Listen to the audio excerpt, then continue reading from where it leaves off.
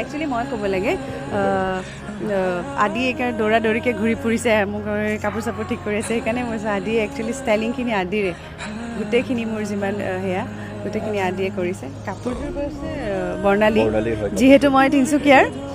ডিব্ৰুগড় তিনিচুকীয়া সেইকাৰণে বৰ্ণালীও ডিব্ৰুগড়ৰ হয় সেইকাৰণে সেইটোও ৰাখিছোঁ মই বৰ্ণালীৰ কাপোৰযোৰ পিন্ধিছোঁ কিন্তু ষ্টাইলিং আদিয়ে কৰিছে আচলতে আমাৰ বহুতকেইজন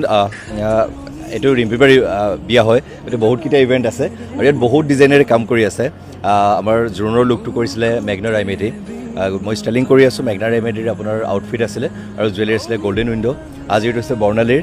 কাপোৰটো আৰু এইটো খুব ধুনীয়াকৈ ষ্টাইলিং কৰা হৈছে গতিকে গোটেইকেইটা কনচেপ্ট বেলেগ আৰু ফাইনেল ইভেণ্ট আছে আমাৰ ৰিচেপশ্যন অভিয়াছলি তেতিয়া মই নিজে কাপোৰটো ডিজাইন কৰি আছোঁ খুব আমি মানে চেলিব্ৰেট কৰি আছোঁ আৰু ৰিচেপশ্যনত মানে খুব জবৰদস্ত হ'ব ইয়াতকৈ আৰু বেছি ভাল হ'ব মানে একচুৱেলি গোটেইকেইটাই ধুনীয়া সেইটো অলপমান বেলেগ আৰু আদিত্যম কাৰণে মানে স্পেচিয়েল টাচ এটা থাকিব সদায় অকণমান ডেফিনেটলি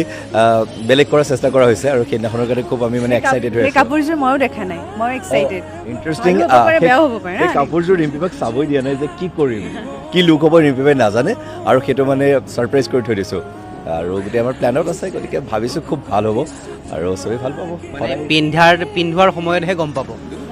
এতিয়ালৈকে দেখুওৱা নাই ইনফেক্ট এতিয়াও কাম চলিছে কালি ৰাতি কাম চলিছে আজিও ৰাতিপুৱা কাম চলিছে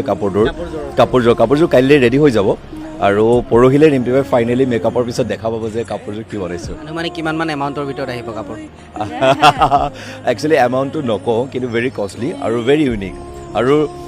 ৰিম্পিবাটো চবেই জানে আমাৰ চুইটহাৰ্ট হয় গতিকে এইটো লাখৰ ক্ৰছ কৰিব কাৰণ এইটো 3 মাহ ধৰি কাপোৰযোৰ বিভিন্ন ধৰণে ডিজাইন কৰি ফাইনেলি এইটো 3 নম্বৰ বাৰত আমি ফাইনেল কৰিছোঁ যে আমি 3টা কাপোৰ অলৰেডি 2টা ডিজাইন কৰিলোঁ আৰু 3rdটো আমি ফাইনেল কৰিছোঁ এইটো 3 নম্বৰ কাপোৰ গতিকে আমি বিৰাট এক্সাইটেড যে এই কাপোৰটো বহুত ভাল পাব আৰু আমি এক্সাইটেড হৈ আছোঁ এইটো আৰু ঘৰৰ কথা চেলিব্ৰেট কৰি আছোঁ বনাই আছোঁ কিমান এক্সাইটেড একদম ৰিচেপশ্যনৰ দিনালৈ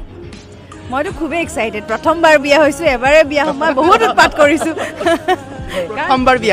প্ৰথমবাৰ অৰিজিনেলি বিয়া আগততো মই বহুতবাৰ বিয়া হৈছোঁ ন শ্বুটিঙত বিয়া হৈ এনেই বহি বিয়া হোৱা আৰু এতিয়া দেখিছোঁ অৰিজিনেলি বিয়া হ'লে বেছি কষ্ট হয় আৰু একচুৱেলি কি হয় কষ্ট হয় কাৰণে মনত থাকে সদায় আৰু নেক্সট টাইম নকৰে আৰু বিয়া হিৰ'ইনৰ ষ্টাইলিং কৰা বিৰাট টান কাৰণ ইমান কইনা বনে